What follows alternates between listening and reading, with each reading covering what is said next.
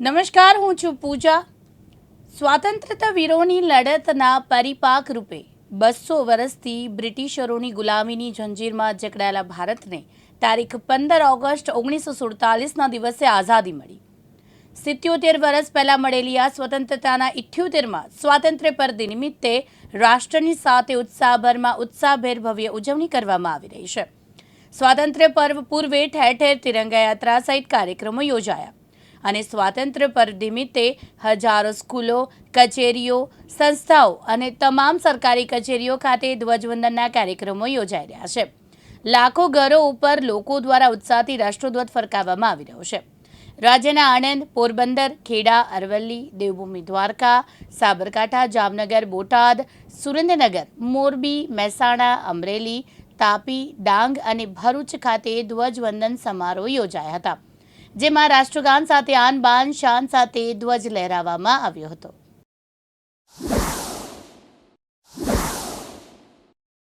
અઠ્યોતેરમાં સ્વાતંત્ર્ય દિન નિમિત્તે આજે ઢસા જંકશન કુમારશાળામાં ઢસા જંકશન કન્યા શાળા અને કુમારશાળાના સંયુક્ત ઉપક્રમે ધ્વજવંદનનો કાર્યક્રમ કરવામાં આવ્યો, જેમાં બંને શાળાની દીકરાઓએ સરસ મજાના સાંસ્કૃતિક કાર્યક્રમ આપ્યો. ગામના પ્રથમ નાગરિક એવા સરપંચશ્રી, ઉપસરપંચશ્રી વગેરે ગ્રામજનો, પંચાયતના સદસ્યશ્રીઓ બહોળી સંખ્યામાં ઉપસ્થિત રહ્યા. સાથે શાળાના ભૂતપૂર્વ શિક્ષકશ્રી, અન્ય બીજા નિવૃત્ત આર્મી જવાન વગેરે નિવૃત્ત શિક્ષકોશ્રીઓ ઉપસ્થિત રહી અને કાર્યક્રમની શોભા વધારી. આજે સર્વ લોકોએ એક મોટું સંકલ્પ લીધો છે કે હવે પછી કોઈ અમે વ્યસન નહીં કરીએ.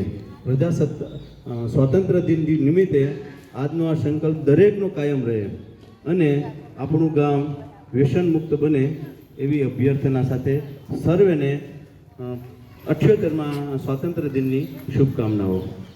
આજે હું કેન્દ્રવર્તી શાળા ઢસા જંકશનમાં 78માં સ્વાતંત્ર્ય દિવસ નિમિત્તે મને આમંત્રિત કરવામાં આવ્યો. હું પૂર્વ આચાર્ય ગુણવંતરાય ભણવર. આજના જે કાર્યક્રમ બાળકોનો જે આઝાદી પ્રત્યેનો ભાવ, થનગનાટ, ભવિષ્યમાં આવનારી પેઢી એક ઉત્સાહ સાથે આવે છે એવું વાતાવરણ અહીં નિર્માણ થયું.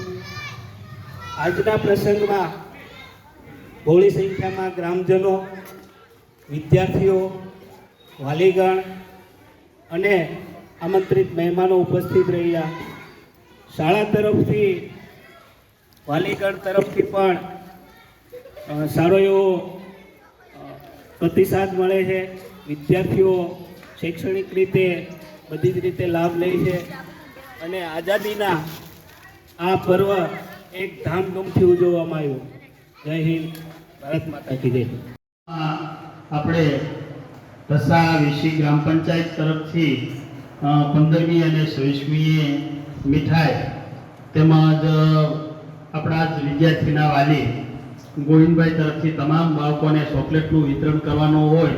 બાળકો છે, તડકો લાગતો હશે, કંટાળ્યા હશો થોડા, પણ જ્યાં સુધી મીઠાઈ વિતરણ ન થાય શું વ્યવસ્થા છે? મેં કીધું સાહેબ થઈ ગયું છે એ વ્યવસ્થા. તમારી અમારે જરૂરિયાત છે, પણ અમારે એવું થોડુંક મોટું કામ હશે, એમાં તમને ખાસ કહેશું. અને સાથે તહેદારીથી ગમે ત્યારે શાળા માટે એની ટાઈપ જરૂરિયાત હોય મને યાદ કરજો. બનતા મહિને અને બનતી મદદ 100% હું શાળાને કહીશ.